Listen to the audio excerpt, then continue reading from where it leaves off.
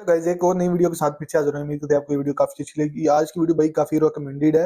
एक सब्सक्राइबर ने कमेंट किया हुआ था तो उसके लिए लेके आए हैं। लॉरेंस बिश्नोई की फुल वीडियो है।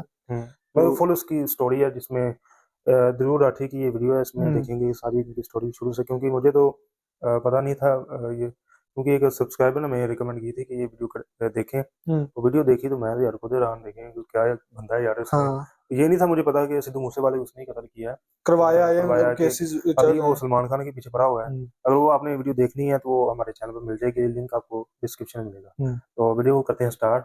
लेट्स नमस्कार दोस्तों, ब्लैक बक यानी काले हिरण जैसे वन जीवों को बचाने के लिए किसी इंसान के अंदर कितना जुनून सवार हो सकता है, इसे जानकर आप भी हैरान हो जाएंगे। ये कहानी है एक नौजवान की जिसके डिस्ट्रिक्ट में हर महीने काले हिरण मर रहे थे। ये देखकर उसे गुस्सा आता था, वो उदास होता था, लेकिन समझ नहीं पाता था कि क्या किया जाए। जब ये लड़का कॉलेज में था तो इसने अपनी बिश्नोई कम्युनिटी की एक कॉन्फ्रेंस अटेंड करी जो जंगलों को काटे जाने और वाइल्ड लाइफ को पहुंच रहे नुकसान को लेकर।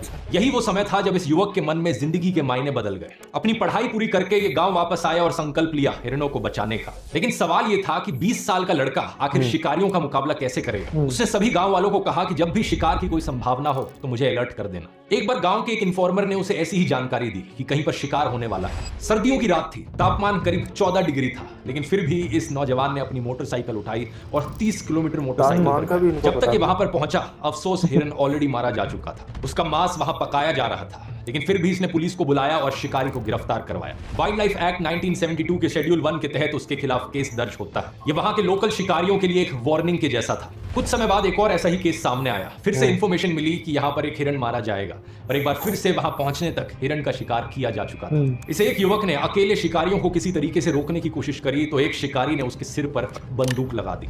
युवक ने कहा कि उसे डर तो महसूस हुआ, लेकिन उसे लगा कि अगर किसी प्रजाति को बचाने के लिए अपनी जान जोखिम में डालना जरूरी है तो यही सही। कुछ समय बाद पुलिस आती है और शिकारी को गिरफ्तार कर लेती है और कुछ इस तरीके से इसकी जान बच पाती है। जानते हैं दोस्तों हमारी इस कहानी में ये युवक कौन है? ये हैं बिश्नोई, 51 साल के अनिल बिश्नोई।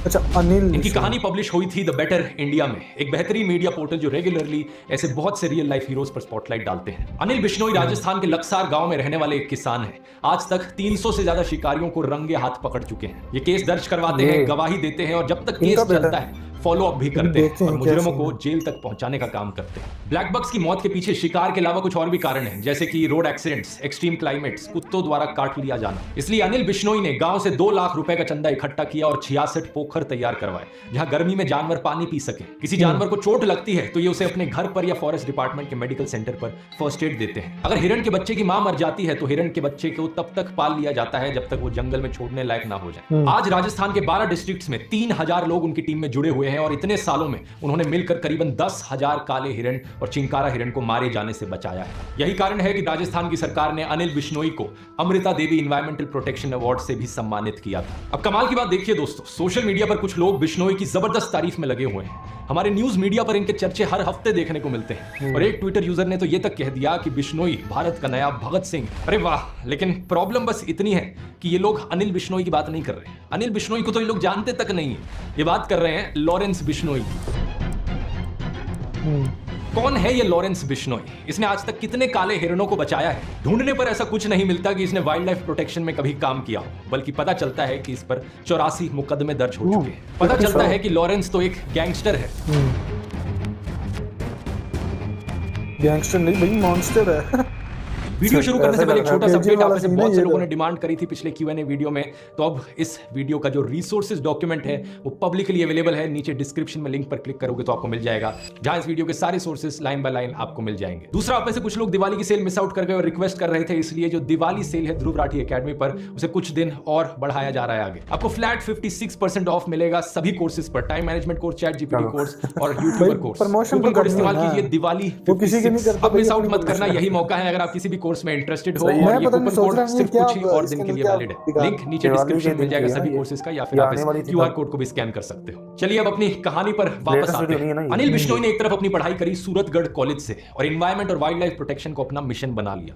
दूसरी तरफ लॉरेंस बिश्नोई ने अपनी पढ़ाई करी चंडीगढ़ कॉलेज से और क्या किया, स्टूडेंट पॉलिटिक्स में घुस गया। चलो ये तो अच्छी बात है, मेरा मानना है कि स्टूडेंट्स को पॉलिटिकल होना चाहिए। भगत सिंह भी अपने कॉलेज के समय पॉलिटिकल थे, ब्रिटिश सरकार के अत्याचार के खिलाफ आवाज उठाते थे। मैंने एक वीडियो किया था इनके ऊपर जिसमें मैंने बताया था कि कैसे भगत सिंह हाईएस्ट ऑर्डर के इंटेलेक्चुअल थे, बहुत सारी किताबें पढ़ते थे, क्योंकि उनका कहना था बम और पिस्तौल से क्रांति नहीं आती, क्रांति की तलवार विचारों की शान पर तेज होती है। उन्होंने कीर्ति जैसी पत्रिकाओं में बहुत से आर्टिकल्स लिखे, जैसे कि धर्म व फसाद ते उम्दा इलाज। इस आर्टिकल के जरिए उन्होंने बताया जनता को कि कैसे सांप्रदायिक ताकतें देश को तोड़ रही हैं। वो उस समय के हुए दंगों की बात कर रहे थे कि कैसे लोग एक दूसरे को सिर्फ इसलिए मार रहे हैं क्योंकि कोई हिंदू है, कोई सिख है तो कोई मुसलमान है। इस आर्टिकल में भगत सिंह ने सॉल्यूशंस भी बताए कि लोगों में वर्ग चेतना जगाई जाए, मतलब कि उन्हें एहसास कराया जाए कि वो हिंदू हो या मुस्लिम, आखिरकार वो हैं तो गरीब ही, और दुनिया भर के गरीब लोग, चाहे वो किसी भी रंग, रिलीजन या देश के हों, उनके वही अधिकार है। उनका फायदा इसी में है कि हर तरह के भेदभाव मिटा दिए जाएं और सत्ता को अपने हाथों में लिया जाए। आखिर में उन्होंने उम्मीद जताई कि भारत के सच्चे हमदर्द इन समाधान के बारे में सोचेंगे और देश को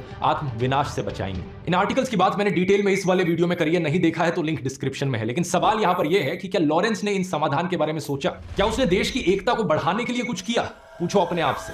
भगत सिंह ने अफसोस जताया था कि जो किसान सभी के लिए अनाज उगाता है, आखिर वो भूखा क्यों रहता है? जो बुनकर सभी के लिए कपड़े बुनता है, उसके बच्चों के पास ही कपड़े क्यों नहीं होते? तो क्या लॉरेंस ने इसके लिए कोई विरोध प्रदर्शन किया कि किसानों को उनकी फसलों का ऊंचा दाम मिले? नहीं। तो क्या थी लॉरेंस बिश्नोई की स्टूडेंट पॉलिटिक्स? पुलिस डोसियर से पता चलता है कि लॉरेंस बिश्नोई स्टूडेंट पॉलिटिक्स के चुनाव में किसी कैंडिडेट के लिए कैंपेन कर रहा था जब दूसरी चुनावी पार्टी वालों से झगड़ा हो गया। उसके एक दोस्त ने पहले वार्निंग देने के लिए बंदूक चलाई और 5 दिन बाद उसने और उसके दोस्तों ने राइवल कैंडिडेट के लिए कैंपेन करने वाले किसी आदमी की कार जला दी। उसके 8 दोस्तों के साथ उसे गिरफ्तार किया गया। जेल में वो हथियारों के सप्लायर से मिला। जेल से जब बाहर आया तो गुंडागर्दी चलती रही, उस पर कई केस हुए, लेकिन दोनों पार्टी ने जब समझौता कर लिया तो केस क्वॉश हो गए। ये साल 2010 की बात है जब उसने पंजाब यूनिवर्सिटी की स्टूडेंट ऑर्गेनाइजेशन के प्रेसिडेंट पोस्ट के लिए चुनाव लड़ा। इस आर्टिकल को देखिए। चुनाव हार गया तो एलिजिडली इसने अपने राइवल कैंडिडेट को अटैक कर दिया। साल 2011 में जब वो जमानत पर बाहर आया तो उसने फिर से चुनाव लड़ा और इस बार जीत गया। कॉलेज में रहते रहते ही करीब 18 मुकदमे इस पर दर्ज हो चुके हैं। साल 2012 में लॉरेंस को उसकी लॉ डिग्री मिल जाती है और कोई भी आम इंसान अपनी लॉ डिग्री लेने के बाद क्या करेगा? लॉ की प्रैक्टिस शुरू कर देगा। लेकिन क्या लॉरेंस ने ऐसा किया? नहीं किया।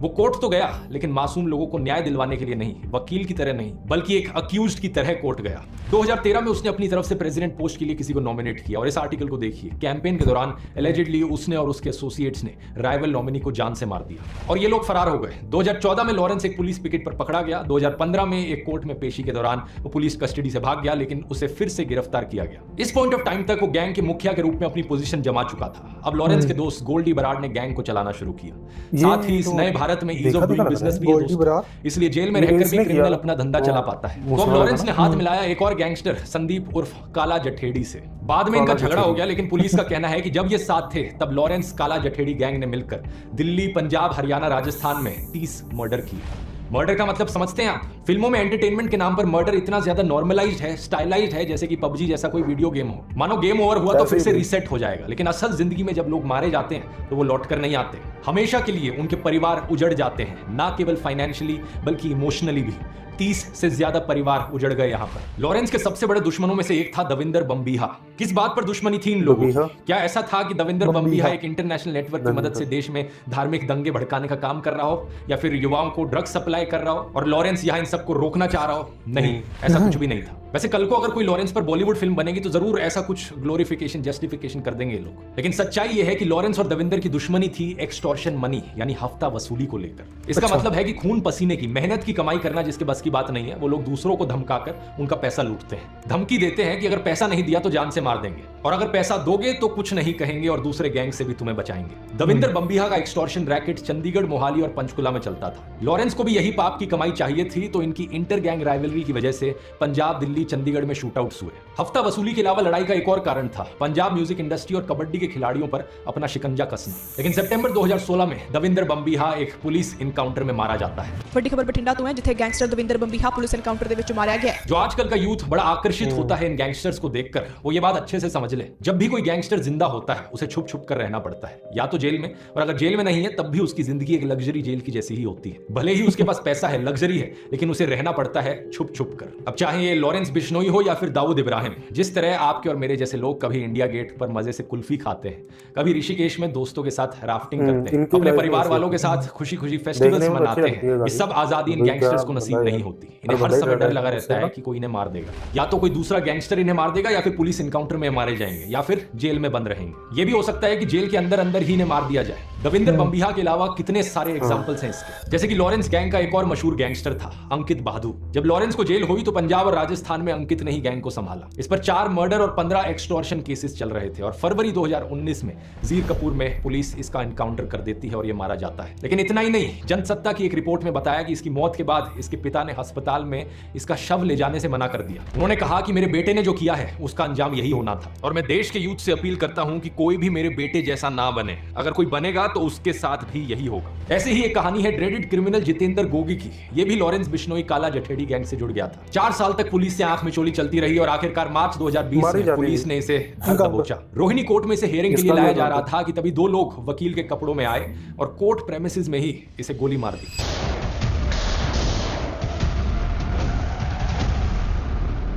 ये 2 असैसिन्स जग्गा और राहुल भी वही पुलिस द्वारा मार दिए जाते हैं। ये जितेंद्र गोगी के राइवल सुनील बालियान उर्फ टिल्लू ताजपुरिया के गैंग के लोग थे। इसके करीबन 1.5 साल बाद टिल्लू ताजपुरिया को भी मार दिया जाता है। कहां पर? तिहाड़ जेल के हाई सिक्योरिटी वार्ड में। गोगी गैंग के 4 लोगों ने उस पर लोहे के सुओं से 100 से ज्यादा बार हमला किया। इस वारदात का सीसीटीवी वीडियो मैं यहां नहीं दिखा सकता, लेकिन जो लोग क्राइम से बहुत आकर्षित होते हैं उन्हें ये सर्च कर लेना चाहिए यूट्यूब पर। इस तरह बदला लेते हुए और उस बदले का बदला लेते हुए गोगी और टिल्लू गैंग की राइवलरी में इन्हें मिलाकर 20 लोग मारे जाते हैं। लॉरेंस बिश्नोई के एसोसिएट गोल्डी बरार ने इसके बाद फेसबुक पोस्ट पर लिखा कि आज गोगी मान ग्रुप वाले भाइयों ने सारे भाइयों का सिर ऊंचा कर दिया बड़े भाई गोगी का बदला लेके। और भी जो कुत्ते जिंदा रह गए हैं उनका भी नंबर जल्दी आएगा। इन गैंग्स की दोस्ती दोस्तों कोई शोले फिल्म वाली जय गुरु की तरह दोस्ती नहीं होती, बल्कि इसका भी फंडा होता है कि दुश्मन का दुश्मन दोस्त होता है। लॉरेंस बिश्नोई, काला जठेड़ी और जितेंद्र गोगी गैंग के अलावा इनके सिंडिकेट में कुछ और गैंग्स थे, जैसे सुब्बे गुर्जर और राजस्थान बेस्ड आनंदपाल सिंह। इनमें से सुब्बे गुर्जर को 2021 में हरियाणा की स्पेशल टास्क फोर्स द्वारा गिरफ्तार किया जाता है। 2022 में मानेसर उसके आलिशान 4 मंजिला घर को गिरा देती है। क्राइम की कमाई से बने हुए इस घर की कीमत थी 4 करोड़ रुपए। बताया गया कि यह गैर कानूनी तरीके से बनाया हुआ था। दूसरी तरफ आनंदपाल सिंह पुलिस इनकाउंटर में मारा गया। कुछ महीने पहले एक सीबीआई कोर्ट ने ऑब्जर्व किया था कि आनंदपाल सरेंडर कर चुका था,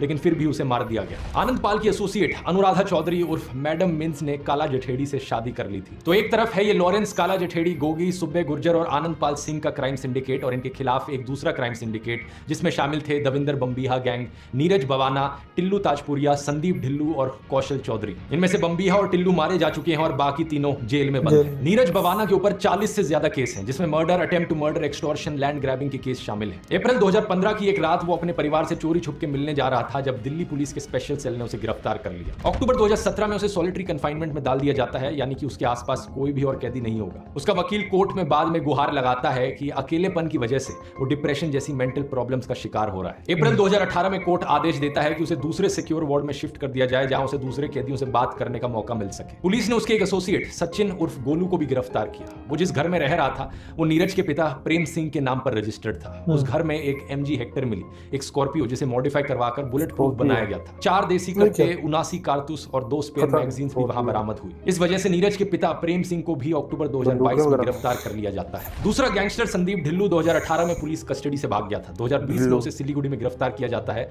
और आज तक की ये रिपोर्ट देखिए। 2 लाख का इनामी बदमाश गिरफ्तार। इनकाउंटर के डर से पत्नी ने वायरल किया वीडियो। ढिल्लू की पत्नी वीडियो में कहती हुई दिखती हैं कि मैं प्रियंका, वाइफ ऑफ संदीप, मेरे पति को पकड़ लिया गया है। मुझे डर है कि मेरे पति का इनकाउंटर ना हो जाए। मैं ये किस्से आपको इतने डिटेल में इसलिए बता रहा हूं ताकि आप समझ सको कि इन गैंगस्टर्स की जिंदगियां कैसी बीतती हैं। अगर कोई नौजवान फैसला करता है क्राइम की दुनिया में कदम बढ़ाने का, तो उसके परिवार के सदस्यों को, रिलेटिव्स और दोस्तों को क्या क्या सहना पड़ता है। तीसरा गैंगस्टर यहां पर था कौशल चौधरी। इसके बारे में पिछले साल खबर आती है कि इसने पुलिस कस्टडी में नाई से एक हेयर ट्रिमर छीनकर आत्महत्या करने की कोशिश करी, लेकिन पुलिस ने इसे बचा लिया और अटेम्प्ट टू सुसाइड का एक और केस इस पर लगा दिया। इसी हफ्ते इससे जुड़ी हुई 2 और खबरें आई हैं। पहली ये कि इसके 2 शूटर्स ने दिल्ली के रानी बाग में एक बिजनेसमैन के घर पर गोलियां चलाई 15 करोड़ रुपए की एक्सटॉर्शन के लिए। एक स्लिप छोड़ दी जिस पर लिखा था कौशल चौधरी, पवन शौकीन, बम्बिहा गैंग।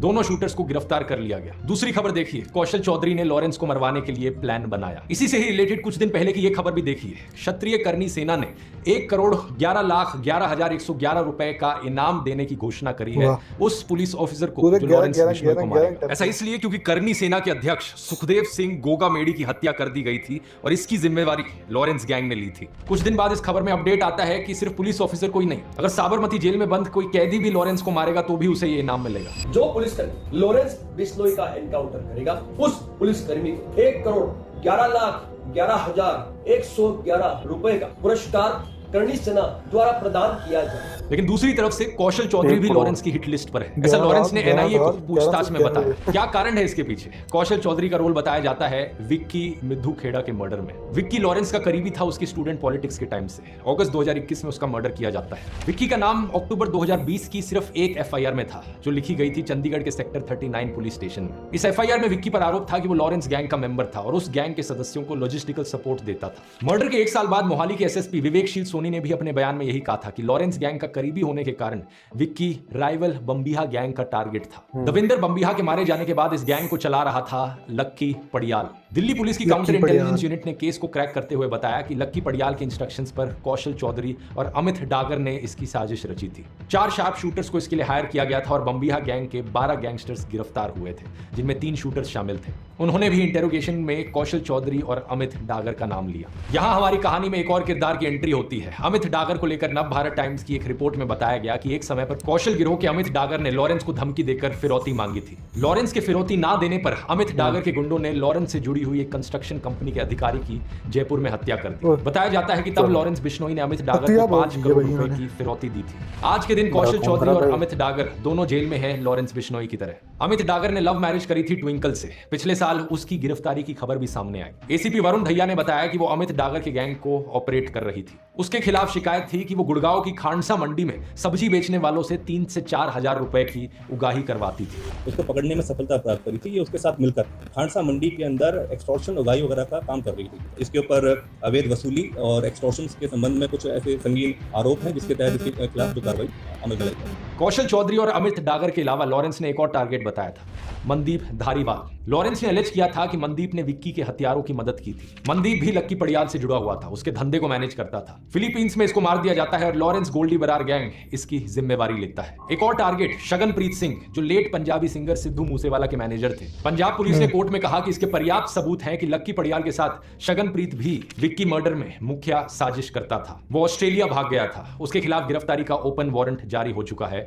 उसे वापस भारत लाने की कोशिश चल रही है। मई 2022 में सिद्धू मूसेवाला का मर्डर होता है और लॉरेंस के दोस्त गोल्डी बरार मर्डर की जिम्मेवारी लेता है। दिल्ली पुलिस के स्पेशल सेल ने कहा था कि विक्की के मर्डर में शगनप्रीत सिंह और सिद्धू मूसेवाला शामिल थे। सिद्धू मूसेवाला के मर्डर के बाद टाइम्स ऑफ इंडिया में सिद्धार्थ बैनर्जी की एक रिपोर्ट छपी, जिसमें कई सोर्सेस के आधार पर बताया गया कि जैसे ही कोई आर्टिस्ट एक बड़ा नाम बन जाता है, उसके पास एक्सटॉर्शन के लिए धमकी भरे कॉल आने लगते हैं। कई पंजाबी सिंगर्स के एक मैनेजर ने बताया कि सिंगर्स को पंजाब यूनिवर्सिटी के कॉलेजों में परफॉर्म करने के लिए बुलाया जाता है। वहां कुछ गुंडे सिंगर से बात करते हैं जो स्टूडेंट पॉलिटिशियंस और गैंगस्टर्स के बीच में कहीं होते हैं। मान लीजिए कि वो स्टूडेंट पॉलिटिशियन गैंग ए के साथ जुड़ा हुआ है। कुछ समय बाद सिंगर को गैंग बी से एक्सटॉर्शन का कॉल आता है, तो कई बार सिंगर फिरौती की रकम दे देता है, लेकिन कई बार वो स्टूडेंट पॉलिटिशियन से बात करता है और गैंग ए से मदद लेता है। सिंगर खुद से किसी भी गैंग या नेक्सस का हिस्सा नहीं बनना चाहता, लेकिन इस तरीके से बीच में फंस जाता है। एक इंटेलिजेंस ऑफिशियल ने डीडब्ल्यू से बात करते हुए बताया कि इस तरह सिंगर्स जिन खराब एलिमेंट्स की पेट्रनेज लेते हैं, कुछ समय बाद वो खुद उनके लिए एक फ्रैंकेनस्टाइन मॉन्स्टर बन जाते हैं। इस वीडियो में मेरा मकसद था दोस्तों आप लोगों को दिखाना कि गैंगस्टर्स की जिंदगियां असली में कैसी होती हैं। फिल्मों में और न्यूज चैनल्स के द्वारा अक्सर गैंगस्टर्स को ग्लोरीफाई किया जाता है, बहुत ज्यादा बढ़ा चढ़ा कर बड़े स्टाइलिश तरीके से उन्हें दिखाया जाता है।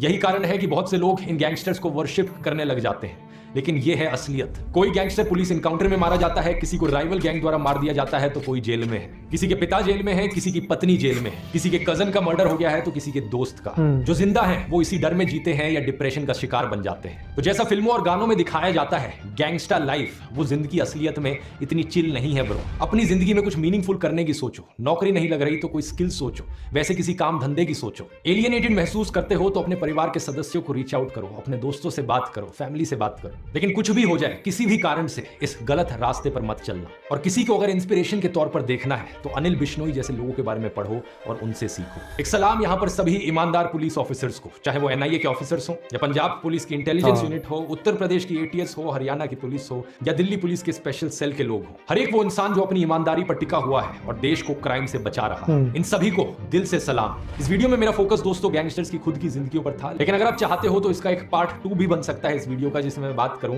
ये गैंगस्टर कल्चर एक्चुअली में बाकी देश पर क्या इंपैक्ट डालता है, हमारे समाज पर इसका क्या असर पड़ता है, बॉलीवुड का क्या नेक्सस रहा है अंडरवर्ल्ड के साथ और फिल्मों में कैसे गैंगस्टर्स को ग्लोरीफाई किया गया है। अगर आप ये वीडियो चाहते हो तो कमेंट्स में लिखकर बता सकते हो। कोर्स का लिंक नीचे डिस्क्रिप्शन में मिल जाएगा, कूपन कोड है दिवाली 56 और तब तक के लिए आप ये भगत सिंह वाला वीडियो देख सकते हो यहां क्लिक करके। बहुत बहुत धन्यवाद। भगत सिंह अच्छा, भगत सिंह के ऊपर भी लेके आनी पड़ेगी इसकी। तो दोस्तों वीडियो तो आपने देखी, तो इस वीडियो के अंदर तो काफी इन्फॉर्मेशन थी लॉरेंस बिश्नोई और दूसरे उसके दोस्तों वगैरह और उसके गैंग के लोग और दूसरी गैंग सभी का इसके अंदर नाम मतलब लिया। कि सारी इनकी स्टोरी है हमने देखी शुरू से लेकर एंड तक के कोई किसी का दोस्त मारा जा रहा है, कोई इनकाउंटर हो रहा है, कोई जेल में है, मतलब कि एक डर में रहते हैं गैंगस्टर जो भी है एक डर में रहते हैं भाई कि मारे ना जाएं, पकड़े ना जाएं, ये ना हो जाए, वो ना हो जाए, यानी उसकी सारी लाइफ डर में गुजरती है और खुद वो लोगों को डराता है। ये कैसी बात हुई भी, खुद डर में रहते हैं और लोगों को डराता है और पैसे हैंडता है। मतलब कि उनको डर ही रहता है अभी कि कोई हमारा दुश्मन आके हमें मार ना दे ना ना। और हर वक्त ना वो एक सेफ फील नहीं करते। देखिए उनको डर यही रहता है कि कोई आगे हमें ना वो पेल ही ना जाए, मार ही ना दे हमें। और सिद्धू मूसेवाला का ले लें, हाँ, जैसे उसको कत्ल कर दिया अभी सलमान खान को, इसके वो पीछे कर रहे हैं। नहीं अभी। अच्छा ये भी है कि देखें 2009-10 से की ये चल रही है गैंग लॉरेंस बिश्नोई की और अभी कितने तक लोग मारे भी गए और पता नहीं कितने लोग इसमें नए शामिल भी हुए। इसमें अभी ना आपके हाँ, अभी जो तक वो देखे ना अभी लोगों को अभी तक वो धमकियां देते हैं लोगों को। इसमें सलमान कोई खान को सरकारी हमला या कोई इस तरह का इन्वॉल्व है तो ये अभी तक सरवाइव कर रहे हैं ना, हो सकता अदरवाइज है तो ना, ये इतनी हाइप पकड़ ही नहीं सकते, यानी कोई पीछे इसके हैंडलर है नहीं बड़ा। इनका सपोर्ट है ना भाई कि बड़े अच्छा, आदमी की। इसमें ज्यादातर वही हैं जो लॉरेंस बिश्नोई है, वो इतना ज्यादा गिरफ्तार या उसके इतने बंदे कत्ल नहीं हुए जितना दूसरी गैंग वालों के लॉरेंस बिश्नोई की गैंग ने कत्ल किए हुए हैं। ठीक है, इसका मतलब ये है कि लॉरेंस बिश्नोई के साथ कोई गैंग या कोई जो सरकारी हमला कह लें या इस तरह का कोई मतलब कोई इनको सपोर्ट अंडरकवर है कि सपोर्ट जिसकी है, वजह से वो अभी तक ना सरवाइव कर रहे हैं। सर्वाइव कर रहा है और उसके कुछ साथी भी मरे गए कुछ हाँ, कोई इनकाउंटर में कुछ इनकाउंटर में मारे किसी हैं। ने दूसरे उसके दुश्मन ने मार दिया, ऐसे कुछ मामला हैं। तो मैं तो कहूँगा यार कि इनकी जो लाइफ है इतनी बिल्कुल मतलब ही रिस्की झंड नहीं हुई होती पड़ी है। इनकी लाइफ तो झंड ही है। वो सही कह रहा था कि इनको अगर ये तो जेल में बैठे हुए हैं छुप छुप कर वो कर रहे यानी हैं। सब जो भी काम इन्होंने करना है ओपनली नहीं कर सकते, प्राइवेट जैसे रह हम के जा इनको। सकते हैं हाँ, मतलब कि घूमने फिरने कोई हमें मसला ही ना, हमने कोई काम किया ही नहीं। इन्होंने तो भाई काम ही गलत सारे किए हैं तो हाँ, फिर इनका तो डरना इन्होंने कुछ बनता सही है। काम किए ही नहीं, हमने गलत नहीं किए, इन्होंने सही नहीं किए, तो जिसकी वजह से इनको डर है। तो दोस्तों आपको वीडियो कैसी लगी आपने लाइक करके बताना और चैनल को सब्सक्राइब करके बेल आइकन को लाजमी दबा दें। इसी तरह की और वीडियो देखने के लिए भाई चैनल को आपने लाजमी सब्सक्राइब करना है, जल्दी से भाई हमारे चैनल को सब्सक्राइब करें, लोगों तक शेयर करें। अगर कोई इनका फैन है लॉर्डन बिश्नोई का तो ये वो हमें ना इधर बुरा बुलाना चाहिए क्योंकि जो एक हकीकत थी वो इस वीडियो में बयान हुई है। बताएगी कि ये इनकी लाइफ होती है। हम कोई बुरा नहीं कह रहे, ना ही हमें उनके बिल्कुल A to Z स्टोरी का पता है। तो जो इस वीडियो के अंदर बताई देखा गई जाए उसी तो हम लिहाज उसकी से बात कर रहे हैं। रिएक्शन दिया है, आपने हाँ। गुस्सा नहीं करना अगर आप उसके फैन हैं तो। ठीक है, अगर नहीं है तो फिर भी आप भाई वीडियो को लाइक कर दें। और दूसरी, अगर आपने वीडियो अभी तक लॉरेंस बिश्नोई की नहीं देखी, एटीट्यूड वाली वीडियो है, तो उसके अंदर भी काफी चिल है, कौन कौन लोग हैं हाँ जिनको वो आपने धमकी देखी तो मिली है। आपको ना लिंक मिल जाएगा डिस्क्रिप्शन में, वो भी चेक कर लेना आप। बिल्कुल, तो तो इसी के साथ वीडियो को करते हैं खत्म, मिलते हैं नेक्स्ट वीडियो में, तब तक के लिए अल्लाह हाफिज़।